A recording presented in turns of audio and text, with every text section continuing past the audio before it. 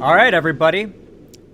Due to Trump being elected president, he is now never going to jail. Despite the countless crimes he's being charged with and has even been found guilty of, his multiple felony counts, he will never go to jail. And of course, you've got the chuds in chat saying, rolling on the floor laughing about this, because to them, this is exactly what they wanted.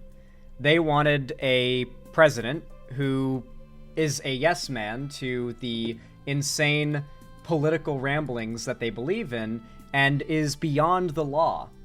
They have no respect for the rule of law or law and order. They spammed it in all caps on Twitter during the BLM protests because they wanted to frame it as though there was violence that needed to be shut down with even more violence. But when it comes to actually following the law or enforcing order, they don't actually do that. It's just rhetoric they use to win, to convince people that they're the ones fighting to keep a stable society going. Now, Trump is never going to jail. And LegalEagle, YouTube's premier lawyer YouTuber, is fucking mad. I only watched the first couple minutes of this video. Letter saying you're... Oh, geez. I only watched the first couple minutes of this video this morning. And after about a minute and a half, I decided I was going to save it. And I was going to watch it on stream instead. Because, frankly, LegalEagle is probably of all YouTubers, the most qualified to talk about this topic, okay? And I don't trust myself, so LegalEagle is going to give us the full breakdown on all the crazy shenanigans that are about to go down with Trump's immunity, with his ability to break the law, and there's no recourse to go after him or to punish him for it. Let's find out what this means, and let's hear it from a very well-respected and very accomplished lawyer. Plus, we mentioned LegalEagle earlier, so let's check this out. Trump is never going to jail. Teflon Don lives up to the name once again. Trump is not going to jail, ever. Sorry, there is no credible path for him to spend any time in prison for the crimes for which he has already been convicted or for which he almost certainly was going to be convicted in the future. He stalled, ran out the clock, and then became the referee again. And Donald Trump is going to be the president again. His criminal...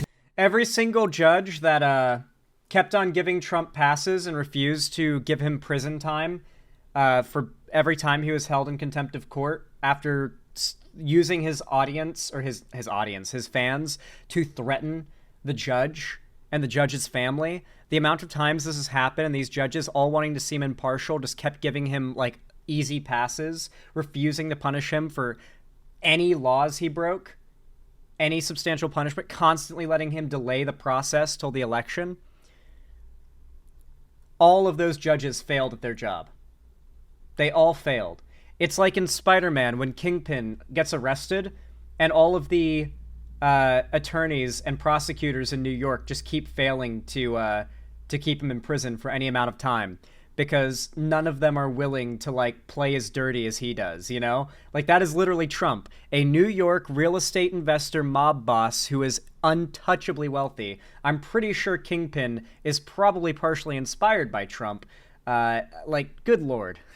I cannot believe it that these judges had so little spine that they could not hold the most powerful man in the world accountable for breaking the law of the country that he is now president of. Absolutely insane that there is this much like favoritism.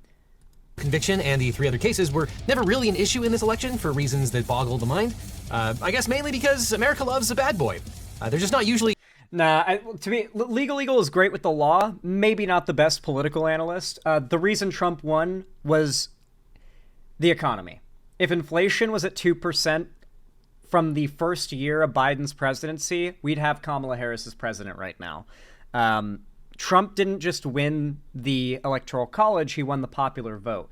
And that is because some of the most fundamental things that everyone has to buy, like groceries and things people have to pay for, like rent, like housing, have gotten so expensive. And it started under Trump, but it got especially bad under Biden. And the solutions don't take effect till, well, probably about halfway through Trump's presidency. For example, the infrastructure funding bill, the biggest funding bill to infrastructure, to build roads, fix bridges, fix potholes, rebuild buildings that are falling apart, just basically to fix our famously crumbling infrastructure in this country. That record-breaking high funding bill doesn't take effect till 2026, which will be halfway into Trump's presidency. So once all these bridges start to get built, these buildings start to get repaired, and these potholes start to get fixed, Trump's going to farm the credit off of it. Unfortunately, when we have a bad president, it can take a while for the effect to be felt by Americans. When you have a good president that starts fixing things, it always takes a while for the effect to be felt by Americans. And so, except for rare cases like trickle-down economics failing in 2007 to 2008 to the COVID financial crash at the end of Trump's presidency, it is very rare that the results of Republican economic policy are felt by the people. And so they keep on skating by on this idea that Dems crash the economy, Republicans build it. And that's just as simple as that. It won Trump the election. At least it won him enough votes to win the election. And if he didn't have that going for him, I think he'd have lost by a lot. This bad. So what happens to Trump's legal cases now? Well, not to bury the lead, but they are effectively over. But I suppose in a morbidly fascinating way, it is interesting how and why each of these different cases is now dead. Now, to understand why, we first have to talk about presidential immunity. We've talked about this on this channel before, so this is a broad summary. But back in 2022, there was a congressional inquiry into Trump's role in the events of January 6th. The House Select Committee gathered evidence for 17 months, and Donald Trump declared his candidacy for the 2024 presidential election on November 15th, 2022, before the committee finished its report. The House Select Committee report was released on December 22nd, 2022. And 8 months later, the Department of Justice filed charges against Trump in Washington, D.C. This indictment, brought by Special Counsel Jack Smith, included 4 counts: conspiracy to defraud the United States, conspiracy to obstruct an official proceeding, obstruction of an attempt to obstruct an official proceeding, and conspiracy against rights. Now, this led to a battle over the nature of presidential immunity. Presidential immunity refers to the legal protections that shield a sitting president from certain legal actions and liabilities while in office, and there are 3 points to remember as we go forward. First is that a president... The idea that exists at all, because I think it's called like something Unitarian theory. It's some like political theory that you can like justify by using certain wording of our founding documents, is my general understanding of this unitary theory idea. That the president, in this interpretation, has unitary executive theory, thank you, has like total authority to break the law and do everything. And it's basically just a political theory that tries to Americanize the concept of a dictatorship. That's really what it is, that the president should be a politically and criminally immune dictator, is the idea behind it. And that is the thought process that is now controlling Washington in all branches of government, period. Is immune from civil suits for actions taken as part of their official duties. This was confirmed in the 1982 Supreme Court case Nixon versus Fitzgerald, which held that a president was absolutely immune from civil damages for actions within the outer perimeter of their official responsibilities. Second, the presidential immunity does not cover actions taken before the president took office. This was established in Clinton versus Jones when the Supreme Court ruled that then President Bill Clinton could be sued. Here's the thing. The Supreme Court decides when it applies and what is or isn't considered an official act. And so, with such a red Supreme Court and 2 more slots that Trump is going to fill with much younger justices, at least 2, because Clarence Thomas and Alito are expected to step down when Trump is in office, and they're going to voluntarily get replaced by much younger people. And so that Supreme Court decides whether or not a crime Trump commits counts as an official act. And if they decide it counts as an official act, then by default, he's allowed to do it and he can walk right out of court. We will have a red Trump MAGA Supreme Court till the end of our lifetimes, most likely, unless you are very young watching this stream, like really young. This is bad. For alleged misconduct before becoming president. And third, presidents have broad immunity from criminal prosecution. This wasn't always necessarily the case. Before Trump was president, the general assumed rule was that presidents were not immune for criminal prosecution. However, there were caveats. The Department of Justice's official policy, outlined in memos from the Office of Legal Counsel, especially one in 1973, is that a sitting president could not face criminal indictment or prosecution while they were president, reasoning that it would interfere with the executive branch's ability to function. In 1973, Robert G. Dixon Jr., the then Assistant Attorney General, issued the memo called Ray, Amenability of the President, Vice President, and Other Civil Officers answers to federal criminal prosecutions while in office. And in that memo, the Department of Justice concluded that an indictment or criminal prosecution of a sitting president would impermissibly undermine the capacity of the executive branch to perform its constitutionally assigned functions. However, it was always assumed that the sitting president could face criminal charges after leaving office once their term. I assume we're very soon to get to the point where it's like, but none of that matters because the Supreme Court justices are all loyal to Trump. I assume we're getting to that. Term ended. Now, we'll talk about this particular DOJ memo later, because in this particular circumstance, Robert G. Dixon Jr. really screwed the American people. But that brings us back to the Trump litigation itself, because in Trump versus U.S., Jack Smith sought to admit testimony and records from Trump and his advisors about the events leading up to January 6th. The Supreme Court ruled, among other things, that the district court could not consider this evidence in proving their case against Trump. And the top line ruling from the Supreme Court was, quote, under our constitutional structure of separated powers, the nature of presidential power entitles a former president to absolute immunity from criminal. I really think the Mueller report getting completely buried and memory hold should have been the big wake-up call to the Democratic Party that Trump's criminal behavior will not, nor his behavior to overturn our elections or affect our democracy, is not a winning point. That Americans, when voting, do not care about democracy or all that, like, nonsense. They care about which candidate is promising in a way that is the most convincing that their lives are going to get better. Who gives them the best vibe? We've really reached a point where I think it is impossible to deny that elections are entirely vibes-based. Like, it is fully vibes-based now. Americans vote based on who's got the best vibes. We have to find a way to make sure that our next candidate on the ticket has got immaculate aura, immaculate vibes, okay? People need to feel like that candidate is the vibe to vote for. Because this election, Trump was the vibe to vote for. Because, hey, remember when the economy was good? Remember when gas was so cheap? I wonder why. I wonder what made the gas all cheap when Trump was president in his last year. It must have been just his great policy. Maybe let's go back to that. You know, I'm sure the gas wasn't so cheap because the world was falling apart and we were about to enter a massive recession. Here, let's go back to that. It's like, okay, let's go back to it. Celebrate while you can, MAGA. Criminal prosecution for actions within his conclusive and preclusive constitutional authority, and he's entitled to at least presumptive immunity from prosecution for all of his official acts. There is no immunity for unofficial acts. Now, we've talked at length about this particular decision on this channel, and it is much, much worse than it seems at first glance, but in sum, the decision significantly expanded presidential immunity and also left a lot of work for the lower courts to do in applying this new never-known standard. And the court's ruling will impact all four of Trump's cases. And as much as it was uncharted territory about whether a president could be criminally tried for their actions, it is off the globe uncharted what happens when you prosecute a president, and then he gets reelected. Fun. Yeah, so I guess if you're the president, you don't need a good lawyer because everything is just legal. But if you're not the president and you need a great lawyer, you can let my law firm, the Eagle Team, help. If you've gotten into... Dude, you can tell he's fucking mad about this. Like, when you're... Like, this guy spent decades studying the law, okay? Like, going to school... and then becoming a lawyer, building his own fucking practice, right? And working his ass off to gain a name and a reputation and, like, an actual accomplishment with his own practice.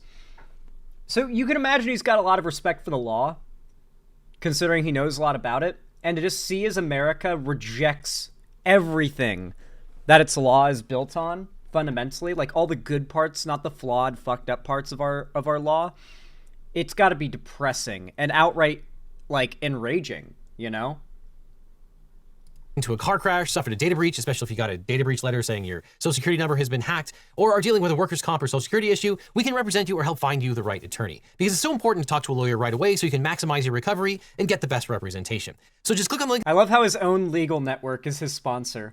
He's like, this video is sponsored by my own legal network. It's like, holy shit. The description or call the phone number that's on screen right now for a free consultation with my team. Because you don't just need a legal team, you need the Eagle Team. So click below. So in looking at the prosecutions, let's start in New York, where a jury convicted Trump on 34 felony counts of falsifying business records related to hush money payments intended to influence the 2016 presidential election. During and after the trial, Trump raged against Judge Juan Merchan and his family. Judge Merchan then postponed his sentencing until after the 2024 presidential election to avoid any appearance of political bias against Trump. Now, these crimes were committed over 8 years ago. You know, people kept telling me maybe the Dems should have pushed Trump's Epstein connections harder, or the fact that he was found guilty of sexual assault. And then I hear other people say, how could Americans elect someone who's so known for these things? And my answer to you is, hyper's in chat if you watched Breaking Bad.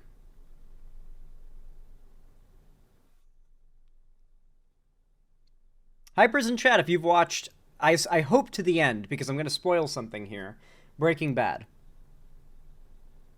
I promise you this is going somewhere. So, how many of you guys realize that America still rooted for Walt for seasons after he nearly raped his wife?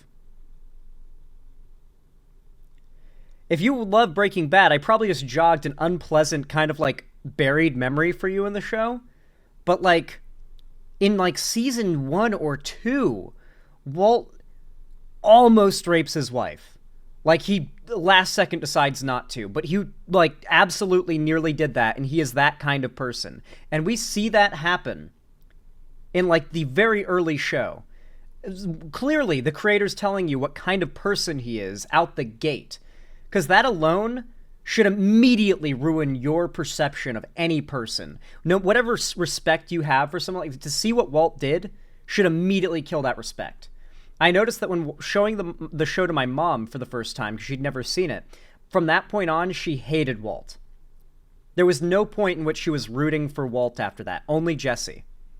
For male audience and for a lot of America, they kept rooting for Walt and were afraid for Walt's life for seasons afterwards. This happens early in the show. Frankly, it's one of the most misremembered and unremembered things that Walt did as far as bad things go. And in fact, his victim is the most hated character in the entire show, in a show full of rapists, child murderers, drug dealers, and like just awful people.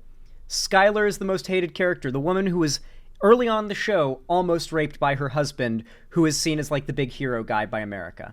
So when I tell you that Trump getting exposed for Epstein connections, rape, anything like that, it's not enough. I mean, it's not enough. We live in a rape culture. That's what feminists have said for a very, very long time. It got a lot, that claim got a lot of shit in 2016 from anti-feminists, but man, Dr. Disrespect admitting that he sexted a minor and now being at the peak of his career after he comes back, shortly after admitting it. He's literally at the peak of his career right now after getting exposed for that. It goes to show you where America's priorities are. These things are only deal breakers if you're part of a certain group or demographic, it seems. And in aid of winning the first election in 2016. And now Trump has won another election. So what becomes of the case in New York? Well, Trump was convicted on 34 counts of falsifying business records, and each count is classified as a Class E felony under New York law, which carries a maximum sentence of up to 4 years in prison per count. But there was no minimum sentence, meaning that the punishment could have been just probation or fines. And while the law permits a maximum sentence of 4 years per count, actual sentencing varies depending on factors like the defendant's prior criminal history, the specifics of the events, and judicial discretion. And in some cases, defendants convicted of Class E felonies might get probation instead of incarceration, especially if they are first-time offenders or if there are mitigating circumstances present. And I hate to break it to you, even though Trump is barred from opening a charity or operating a business in New York, he's still considered a first-time criminal offender. And as of the time of this video, Trump is due to be sentenced on November 26, 2024. However, Judge Merchan gave himself a deadline of November 12th to decide whether the conviction should be overturned because of any of the immunity issues. Now, why would the immunity decision be an issue if the illegal conduct happened before Trump was president? Well, Trump continued to pay back Cohen for the illegal hush money payments after he was sworn in. And Trump's lawyers have argued that the evidence used to convict him includes official acts, and therefore it should be overturned. Now, Trump could in theory be sentenced to prison before he takes office in 2025, but that's simply not going to happen. If you can't do the time, don't do the crime. Okay, time's up. But New York procedure is weird, so let's talk to one of the best commentators on New York criminal law, former federal prosecutor Mitchell Epner. Mitch, what's likely to happen here? Thank you, Devin, for that kind of introduction. My expectation is that there is no world where Trump will actually get sentenced 2 weeks later on November 26th on what is his currently scheduled. KC123, I've seen this take a lot from lefties and progressives and right-wingers. I've seen like a lot of people on different areas try to claim that it was a mistake to run a woman of color on the ticket. I need to remind you of two things, okay? For one, Obama won in 2008 in a landslide, okay? Like basically a landslide. And he won very well in 2012 as well. America is not too racist, nor even some hard red states too racist to elect a black man, okay? So we know that. But that is a man, to be fair. But There were hard red states that went blue for Obama, okay? It is very clear that being black or even just a person of color is not enough to lose you even the middle and right-leaning vote as a candidate. And we know that in 2016, Hillary, while she lost by very unfortunate margins in key states, Hillary won the popular vote by quite a lot. She got a lot more votes than Trump did. Trump just got more votes in the right places, and in some cases by a sliver, by a real sliver. So if it weren't for the Electoral College, Trump would never have won in 2016. Hillary would have won. Hillary got the most votes. The most Americans backed Hillary. I don't believe, I think if a different female candidate than Hillary had ran, if Kamala Harris had ran in 2016, I think she would have won. Unfortunately, I don't know what went down with the primary in 2015, but I can tell you that the best candidate did not win out. It does not seem, based on how Hillary performed. But regardless, despite being a woman, Hillary got the majority of the popular vote. You cannot attribute Kamala Harris's really low turnout and the amount of voters that bled over to Trump to her being a woman or being half black. You can't attribute it to that, because we know both of those things do not preclude you from winning the popular vote, and she lost that hard. So it was not that. America is ready for a female president. America is ready for presidents who are black and brown and whatever, and not white. That is not what lost the election. What lost her the election was the economy. And I will scream this until 2028. I will scream it that while, yes, there were sexists and it will affect the vote, don't get me wrong, it was the economy. The economy is what did it. Xander, I'm going to need you to stop ignoring the sexism that exists in this country. I'm not saying that the sexism as it exists is not, I refuse to vote for a female candidate. It's, I do not care enough about women's rights and their bodily autonomy to vote for the candidate that is running on protecting those rights. Instead, I will vote for the candidate that promises to cut my taxes and lower the prices for things I buy. That is the sexism in this country, Asmon's Wallblood. That this was the election that was, everyone knew, like, you needed to vote for your daughters, for the women in your life that you care about. Vote for their rights. And they didn't anyway. Because they thought that they would be better off financially under Trump. That is the sexism our country faces. I am not denying the sexism. What I am pointing out is that it is not an overt hatred of women and people of color. The racism and the sexism in this country is people don't care about it enough for it to be a deal breaker. And that's scary. It's not that the racism and the sexism is popular. It's that it's not hated enough or unpopular enough anymore to be a deal breaker for someone like Trump. That something as simple as promising lower taxes and a better economy can win a massive proportion of the popular vote over to an openly misogynistic, woman-hating, racist candidate who is also a criminal. The truth is that America has no morals. Sentencing date. There are three possibilities that may emerge from Justice Merchan's ruling. Possibility number one is that Justice Merchan will hold that the entire prosecution was fine. It comported with the restrictions set forth by the Supreme Court in Trump versus United States. And as far as he's concerned, the case can move forward to sentencing on November 26th. At that point, Trump will be able to stop the sentencing by taking an appeal, because under longstanding United States and New York precedent, when you have an appeal of an immunity decision, that appeal can be taken immediately. It's called an interlocutory appeal, and that will stop everything else in its tracks. Possibility number two is that Justice Merchan would rule that there were problems with the prosecution in the trial evidence that was presented, and on that basis hope that it was required that there be a mistrial and a retrial. Obviously, if there's a retrial, then all 34 convictions Any way would to get be him out vacated. of it. But that retrial certainly could not happen before January 20th of 2025. And once we get to January 20th of 2025, nothing can happen until Trump leaves office, which, absent death, would mean January 20th of 2029. Possibility number three is that Justice Merchan rules that the indictment itself was fatally defective because it relied. I think Trump is going to undo the existence of term limits. I really do. I think Trump is going to axe term limits within a year, within 3 years of his inauguration. he will axe term limits so he can run a third time. He's going to start talking about running again in 2028. And then we as lefties and Dems are going to have a big argument about whether or not the Dems should stoop to their level and run Obama a third time. Whether that would be a good idea or not. And I frankly think we absolutely should. I so badly want to see Obama v. Trump. That 2028, Obama v. Trump. Let's just watch the ultimate showdown of ultimate destiny. Fuck it, bro. I don't even care anymore. Everything's over. It's all Jover. Let's just see the ultimate showdown of ultimate destiny. I don't even care who wins. I just need to see that election happen, all right? I think Obama could win. I think Obama easily wins. But, bro, Yeah, Obama's got literally immaculate vibes. Like, genuinely, like the aura, holy shit. Obama was possibly the only person to have so much agreement across the aisle that he speaks to the American people, like, phenomenally, like, as much as Trump. Like, Obama, the way he spoke to the American people was received as well as, if not more well, than the way Trump speaks. And there are very few presidents who have that like credit to their name.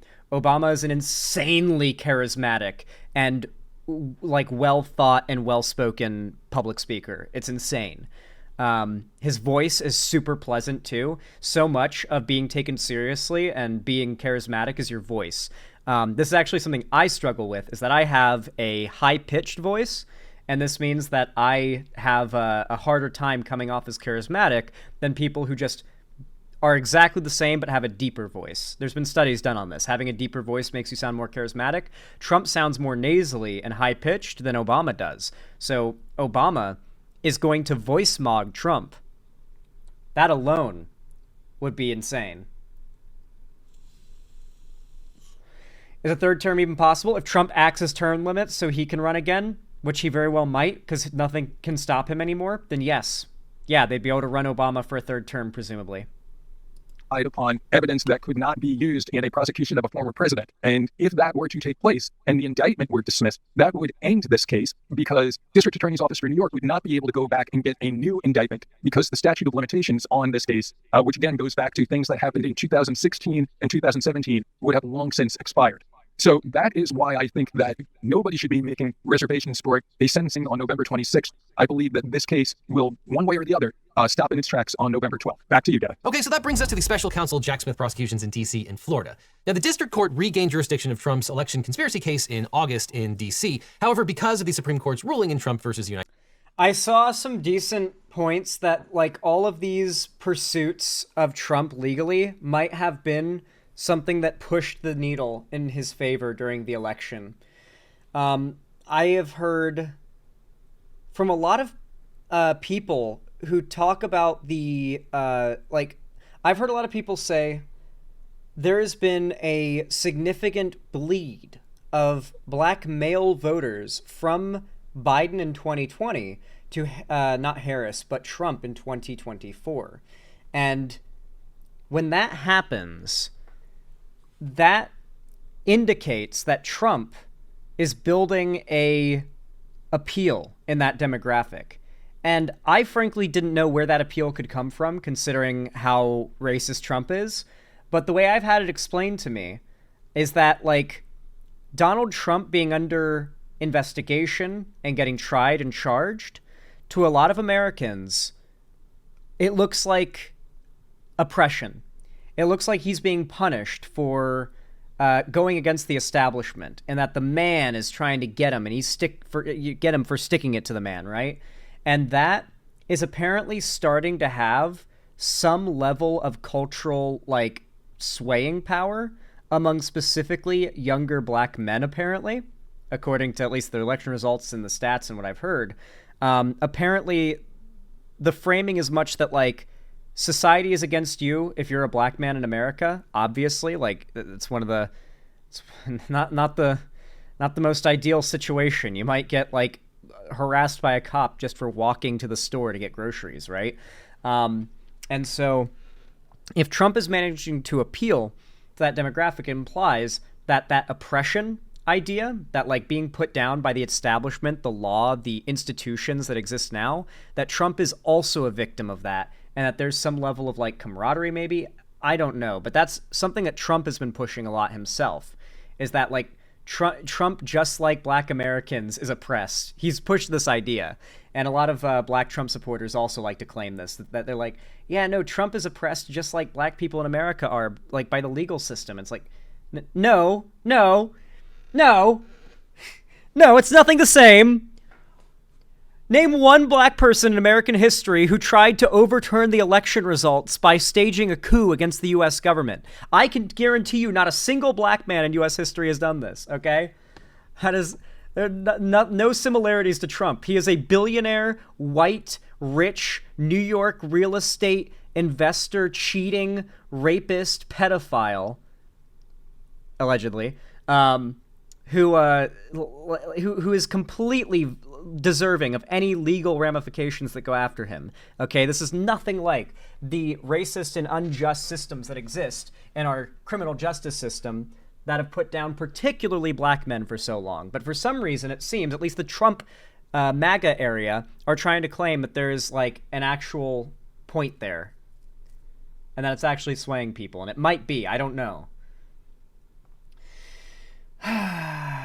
Yeah, how many Black people get off of dozens of felony convictions with a glazing and a presidential win? Yeah, real curious. Obviously. It's complete nonsense idea, but for some reason it's working. United States, Judge Tanya Chutkan is now weighing whether Trump's immune for actions he took. Fucking failed. Fail. Tanya Chutkan, I hope she is regretting this shit on her deathbed, bro. This judge held Trump in contempt of court at least twice, I think. Once it was for just like constantly disrupting the court, and another time was for encouraging his fans to harass her family.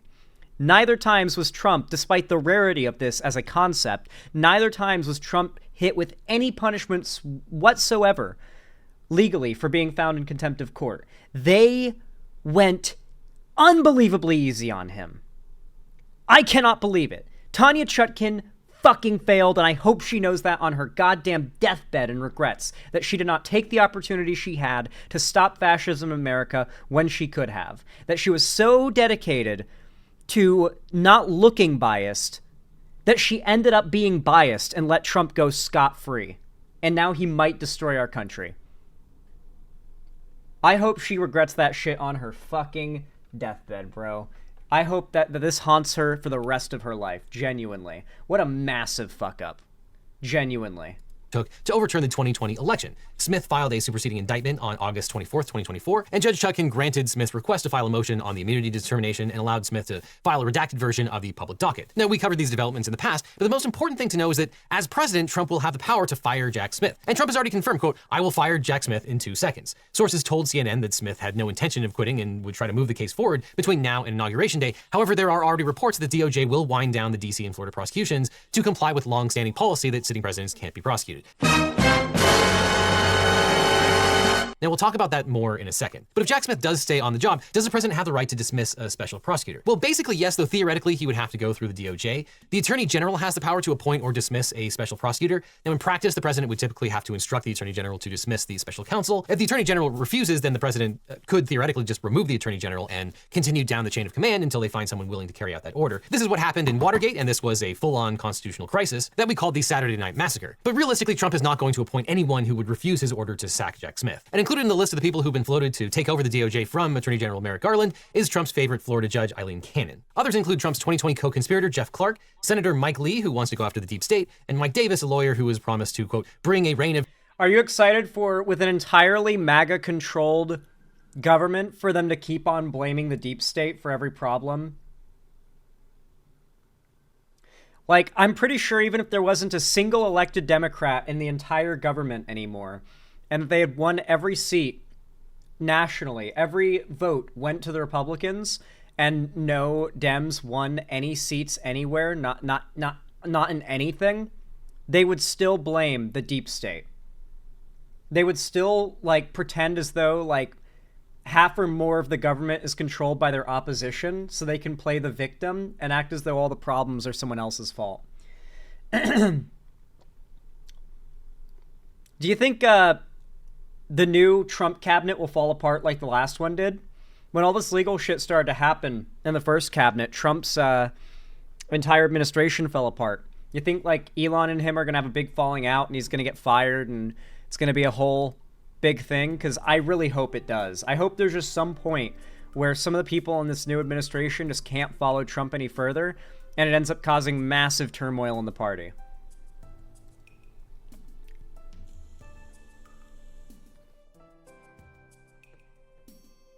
I was betting that Elon will get fired. Yeah. Elon's going to have a position in government, by the way. He's going to be in charge of our economy. Aren't you guys excited? Elon's going to be the main guy in charge of our economy. Yeah. That's great. Awesome. And anything that Tesla, SpaceX, or any of Elon's like potential criminal charges he could get, or any fines or anything like that, Trump will now pardon him instantly. Elon cannot be held accountable for any laws he breaks now in his companies. You know, like the refusing to have any caution lines in his factories on the assembly line so people know where it's not safe to stand. He refuses to allow that because he says it makes the factory look ugly. He'll never be able to be held accountable for these things.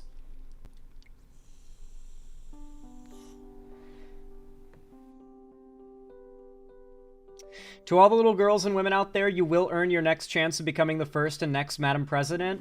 I really was worried when there was so much rhetoric about how Kamala's win will be so big for women. Because in 2016, when Hillary Clinton lost, there were so many... I was a teenager at the time. There were a lot of girls that were my age that were also teenagers that got the message that, like, America did not want to see a woman lead from that loss. And when you build this campaign up as like women's time to finally be to finally hold a position of power, to finally be president, to finally break this glass ceiling, and then it falls through and fails, it's really bad on like the women of America who were supposed to get the positive message, because then they get like the polar opposite worst message from that. And then on top of that, for the Republicans, like, can you imagine how much Trump, like, probably thinks about the fact that he stopped the first female president twice while he jacks off now? That he was able to prevent America from having its first female president twice.